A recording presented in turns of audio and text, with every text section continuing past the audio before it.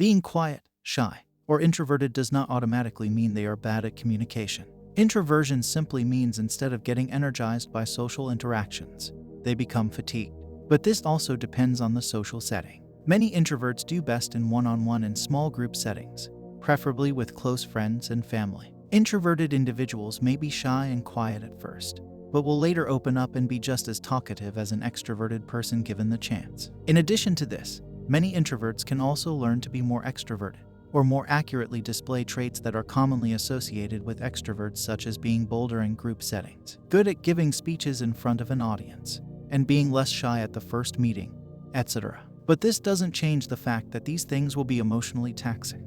They still cannot change the fact that they do not get energized by interacting with others and need time to themselves to re-energize. But they really are women who find quiet, shy, and introverted men attractive, as long as it's done properly. Biologically, on average, women are wired to want resource allocation, which overall translates to being able to have security, whether it's in the means of finances, love, emotional support, friendship, or a combination of all of those things. There is a way a man who is quiet, shy, or introverted actually is able to provide one if not all of those things, as long as his nature doesn't directly jeopardize or make the sense of security impossible. This means a quiet, introverted, shy man can get women if he has wealth, ranging from being well off to being filthy rich. He can attract women even while being quiet, introverted, or shy, as long as it doesn't cause him to have actual dysfunction when trying to achieve his goals or have some kind of a future or ambition, which translates indirectly to confidence and security that most women crave.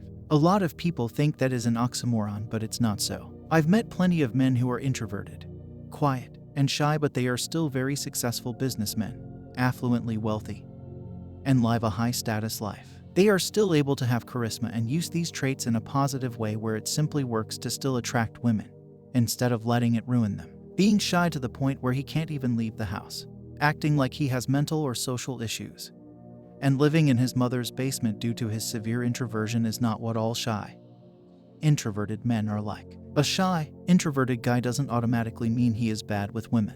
Anyone who thinks that hasn't observed how men and women work long enough. For example, just because he's shy and introverted doesn't mean he's like that all the time, or that he is shy to that specific woman that he is trying to attract.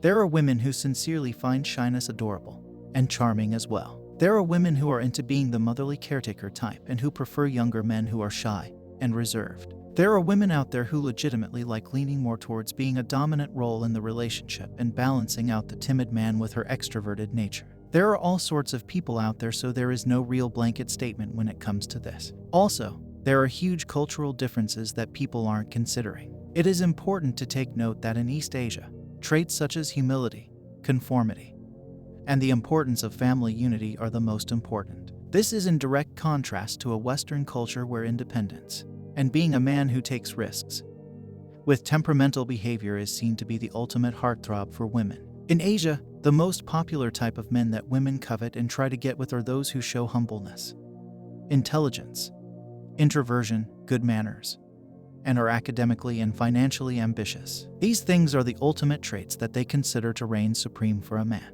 An extroverted bad boy risk-taker who uses and abuses women, or who is even a gang member, is seen to be absolute bottom of the barrel scum, and you will almost never see Asian women willingly go for that. Certain personality traits are valued in one culture and not in others. Out of purity and silence comes the power of words. It generates new ideas, and some of the greatest minds are silent minds. A silent mind is a meditative mind, and silence plays a vital role in one's spiritual growth. One is able to go deep into the inner core of one's personality to feel the spark of cosmic within. It is a cliche that in prayers one speaks to God, in silence God speaks to you. In simple terms, silence develops willpower, conserves energy, and makes one creative. It is to the mind what sleep is to the body. It is the austerity of the mind that energizes it. More than external silence, it is the inner silence that assists a person to become refined inwardly. Silence and listening are co-relative. When one is silent, then she is listening to others. A silent person loses his opportunity to listen if he keeps on talking.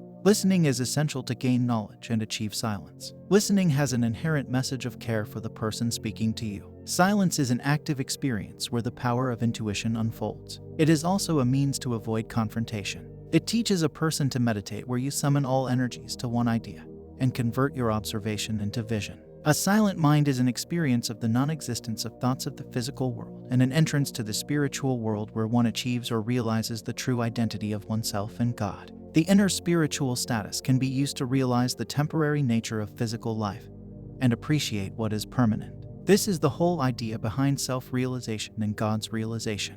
When a person completes his journey from words to silence, then he is on his way to enlightenment.